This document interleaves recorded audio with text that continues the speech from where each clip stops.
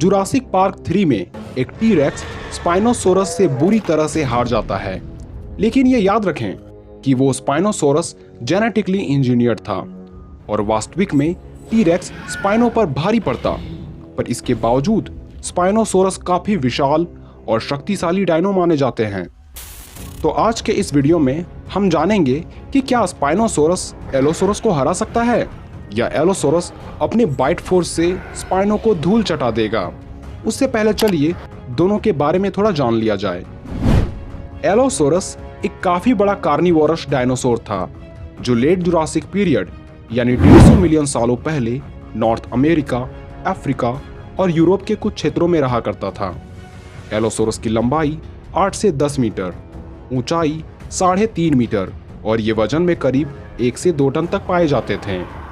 इस शिकारी का रफ्तार लगभग 55 किलोमीटर प्रति घंटा का होता था, जो स्टेगोसोरस से लेकर बड़े सौरोपोड तक का शिकार कर लिया करते थे। इसकी बाइट फोर्स लगभग 1 से 2 टन तक पाई जाती थी। हालांकि ये बाइट फोर्स उतनी पावरफुल तो नहीं थी, पर इसके जबड़े और इसमें लगे दांत शिकार करने के लिए ही बने थे और ये काफी फुर्तीले भी हुआ करते थे।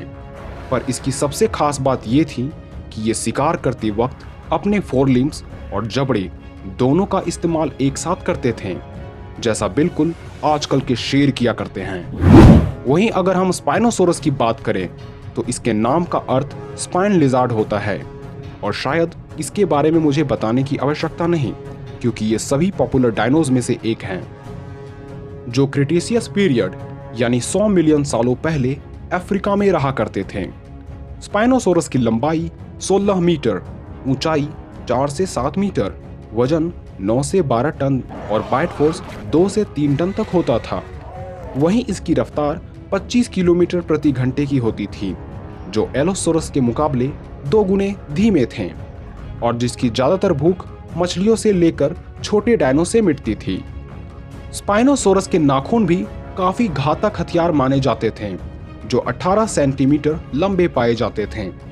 साथ ही ये काफी अच्छे स्विमर भी माने जाते थे, पर इसके दांत कॉनिकल शेप के पाए जाते थे, जिसके कारण ये बड़े डायनो को ज्यादा नुकसान नहीं पहुंचा सकता था। साथ ही इसकी आईसाइट भी काफी कमजोर हुआ करती थी और इसके पीठ में उभरे स्पाइन्स इसकी बहुत बड़ी कमजोरी थी। तो जब कभी स्पाइनो और एलोसोरस की लड़ाई होती तो एलोसोरस सबसे पहले स्पाइनो पर हमला करता, क्योंकि ये काफी अग्रेसिव डायनो थे और ये बड़े सौरोपोड तक को मारने में भी नहीं सोचते थे। ऐसे कंडीशन में स्पाइनोसोरस के पैरों में ये अपनी नुकीले दांतों को गड़ा देते हैं, पर ये वार स्पाइनो के लिए काफी नहीं होती।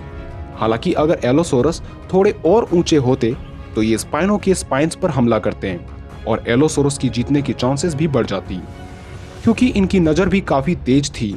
ये काफ़ी फुर्तीले भी माने जाते थे और साथ ही ये काफ़ी पुराने शिकारी भी थे।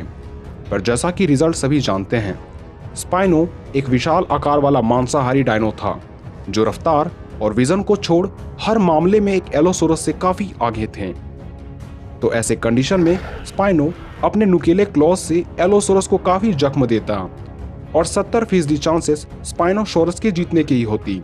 इस पर आपकी क्या राय है, हमें कमेंट में लिखना ना भूलें।